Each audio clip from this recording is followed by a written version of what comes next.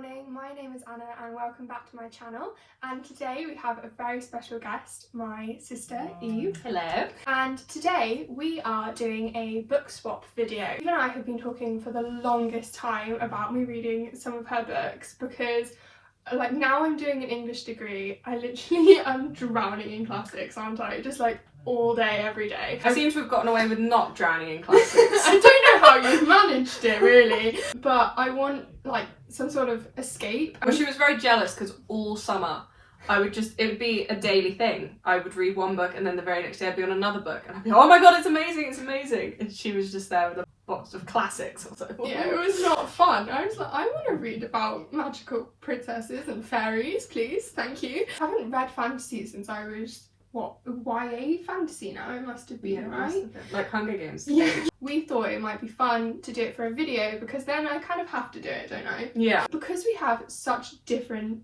tastes in the things we read, we thought it would be fun if you also read something of mine at the same time. You don't have to look so pained about it. What we came to the conclusion of doing is to pick something for the other person that is definitely like out of their comfort zone, something they wouldn't pick up for themselves, but we think that they would enjoy. We're not swapping our absolute favourites because we each know that each other wouldn't like it because it's just so out there, but we've come up with ones that we think they will like, but we ourselves do really enjoy. This is my shelf that's closest to Anna's books because obviously, as you've all seen, her books are very academic. And this is my version, so it's very minimal compared to Anna's, but for my degree I do comparative literature and Asian studies, so I do have to do the classics, which I can't stand, but I do them because I have to do them. So these I kind of put together so they can stay out of the way, and I've made them look pretty so that even if I do have to look at them, I don't hate it. But when I read for fun, it's more for my escapism so that I don't have to think about this and the essays that I've written on this. So then this is for when I want to just escape. I do not like to be reminded that I live in this world. This shelf here is what Anna and I focused on for this video because Sarah J. Maas is my absolute favourite author ever. And I had to buy doubles so that I could take them to uni with me. These are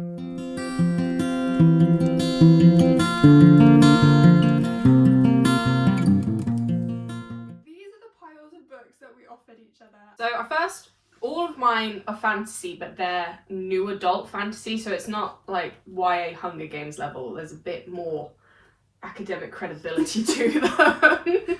So I first offered her this one, which is Sky in the Deep, and I just immediately thought she'd like it simply because it's new adult Viking vibes. I know she likes Norse mythology. I decided not to pick this one just because I genuinely think that I would read this just because I want to. It's not for this video. Yeah. The next one I offered her is The Invisible Life of Addie LaRue, which I thought she'd get on really well with simply because she's not read fantasy in so long, and the only fantasy elements of this one are the fact that the devil is involved. But then again, when I told you about it, you again said, this is kind of one I think I'd like to read.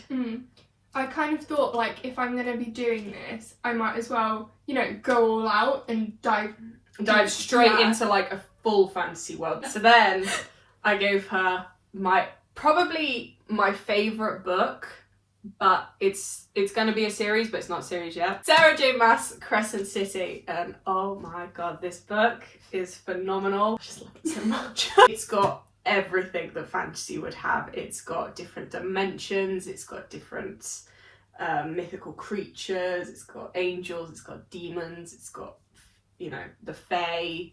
So it's very much, she's going straight in the deep end with this one. You chose this one. I did. However, as you can see, it's absolutely gorgeous, and I don't trust Anna with I don't know why. I have a lovely book collection that I look after. I don't understand. I don't know. I just don't trust her with this. So what I did Isa went and bought her the paperback.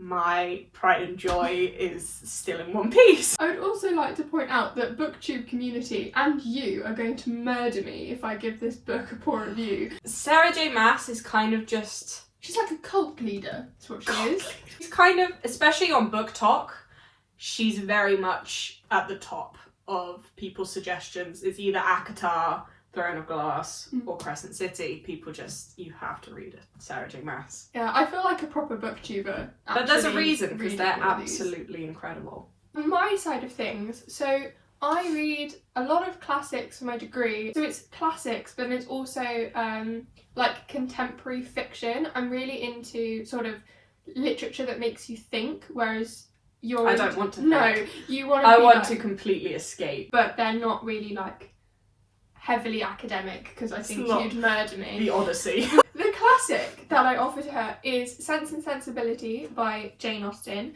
because it is my favourite of the Jane Austens, and I feel like as far as classics go, Jane Austen's quite approachable. Eve was disgusted at this prospect. I wasn't disgusted, but Anna reads a lot of literature that has a very large feminist undertone to it. Mm-hmm.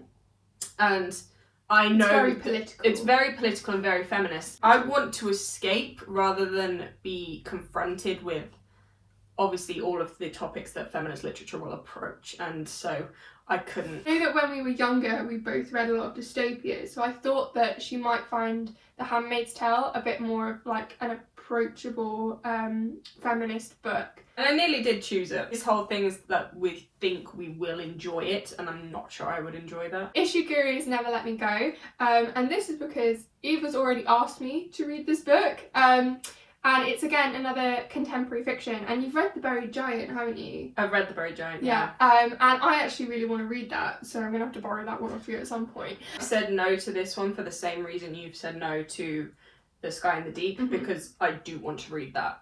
So over summer I will be reading it. I then offered her A Thousand Splendid Suns, but I didn't actually realise that you'd read this book. No, I actually read this before you did. You said that you really enjoyed reading it when I picked it out. It was absolutely masterpiece. It's brilliant, isn't it? It's just like heart-wrenching on so many levels.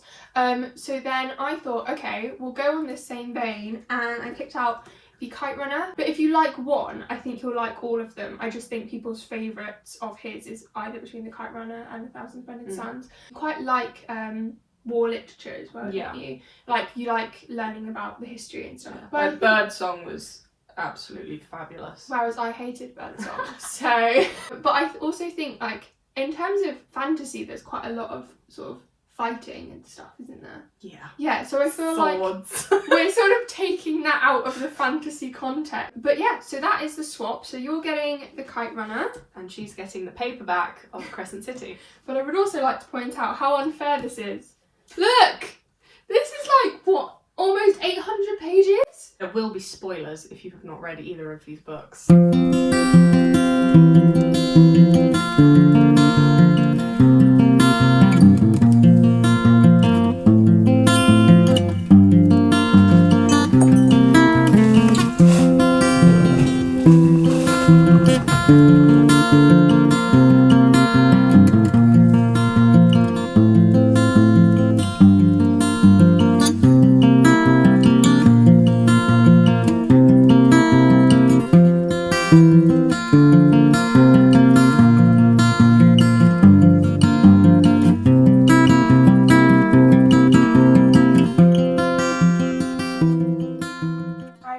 Page 400, and I'm going to call that halfway. So my sister said to me that I kind of had to give it 6 chapters to get into it, and I agree that the first 6 chapters didn't really hook me. I wasn't really invested up until about chapter 16. I found it quite slow, and I just found the book generally quite hard to get into. To me, it felt like a lot of telling rather than learning through the book, so it felt more laboured and kind of less interesting. Like, I was less invested in narrative because it was a lot of, okay, this does this and this does that, rather than us being able to see it doing the things, if that makes any sense at all. I started to get a lot more engaged in it about page 200. However, I would say if I have to read about Bryce's dresses being skin tight once more, I will literally scream. I don't think she goes more than like 20 pages without saying how short or how tight Bryce's dress is. I mean, it's cool to have a curvier sort of main character, but like for me, I think the hyper sexualization of a female character is just like entirely unnecessary. I appreciate that Bryce is like a strong female character who like detests alpha holes, as she calls them, but that text still fails and that it falls into the trap of, firstly, incredibly over-sexualising the female body, just generally, and also like the strict male-female divide that it has, which ultimately prioritises the male experience as much as Bryce hates it. Like, in that way, it's a personal hatred by Bryce rather than like a systematic critique of misogyny. So to me, it's kind of like I'm trying to enjoy it and I'm having to battle against myself in order to do that. And I also have to say that it's really disorientating for me to read a book that has phones in it. I don't think I've ever actually read a book that has phones in it. But yeah, it's something I'm trying to get used to. I absolutely love the sassy little fire sprite, Lele.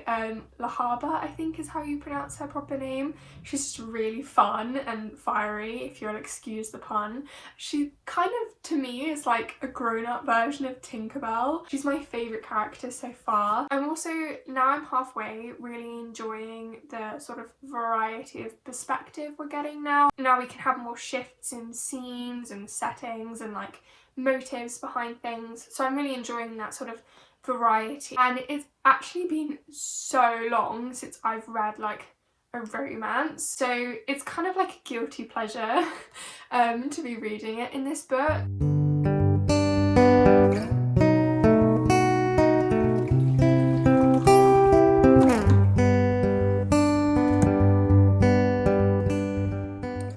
For those of you that don't live in the UK, today was the first time that shops have been open since about Christmas, so my brother, sister and I decided to go book shopping and had a Wagamama's lunch.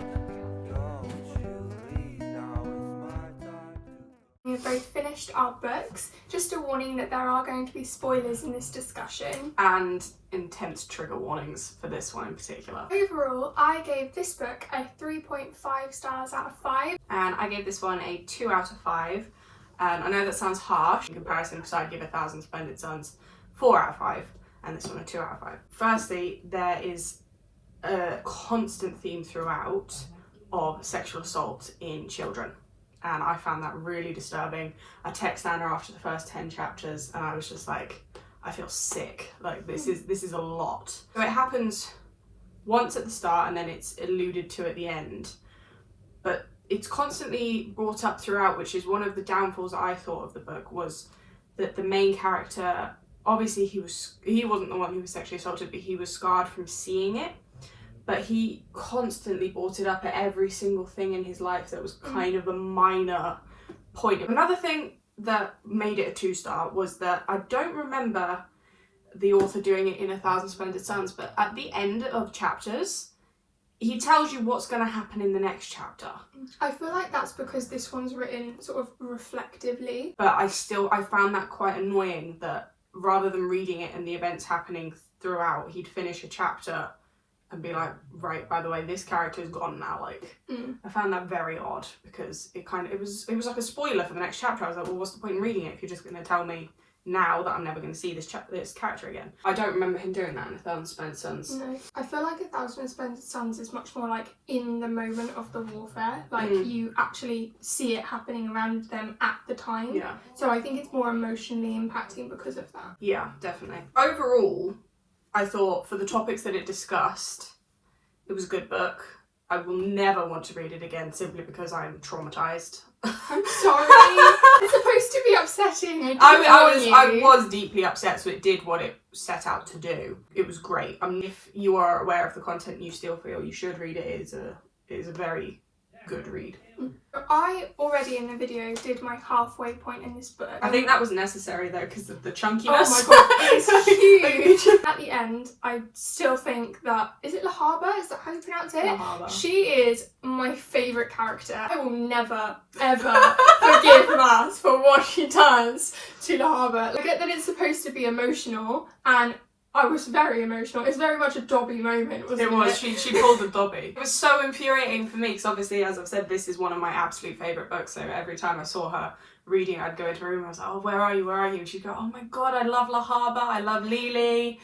And I had to sit there and just be like, yeah, she's great. She's gonna be in it forever, obviously. Obviously. It hurt me so much. She texted me when she'd read it and she was like, no, what did you do? Also really enjoyed the sort of really tense ending moment in the library. Like, that whole section was really well written, I think, and I really enjoyed reading that. I liked it simply because when people think fantasy book, they'll think, oh, okay, they meet the main character does something a bit stupid, and then there's a fight and they win. But what I like about it is that there's like 5 fights. Yeah. And she doesn't win. She's really struggling throughout. Like. But I must say that the very ending seemed a bit cliche to me. Yeah. I do need to point out there's going to be like 3 more books. Yeah, but I'm not going to read them if La Harbour's not in them. Context here, La Harbour is like a really sassy Tinkerbell. I said that already. And she's like, did you? Yeah. Oh! Overall, I had a lot of like ups and downs in whether I was enjoying it or not. I think I definitely will be picking up more fantasy books, but I think She's already looked at my shelf and been like, oh, you know what, I'll read that one, I'll read that one. But I'm kind of interested in worlds which are more fantasy, if that makes sense. We've discussed this, haven't we? Yeah, so no technology. I think what appeals to me most about fantasy is that fact that it's an entirely different world, and the fact that this one still felt like they've just transplanted magic onto our world. Yeah, I didn't enjoy that bit so much. See, as a Sarah J. Maas reader who reads everything she writes, I understand why she's done that, because this book is set at the exact same time as her other series, but the other series are in different worlds. So she has, I think it was like 23 worlds. So I understand why this one has technology, but you was just reading the one, won't get that. Did you enjoy at least trying something a little bit different? Oh yeah. Yeah? Yeah, because I think that's the first time I've read something that's not fantasy, but not classic. Yeah, not for my degree, so it's like a normal book just for me, and I don't have to go and try and write an essay on it. I did enjoy the difference. Yeah. I will be going straight back to fantasy though. I really enjoyed it, so I think we might do some more of these in the summer, but thank you very much for participating in this video, Eve. I hope you have all enjoyed watching. Please give this video a like and subscribe if you are new here, and I will see you very soon. Bye!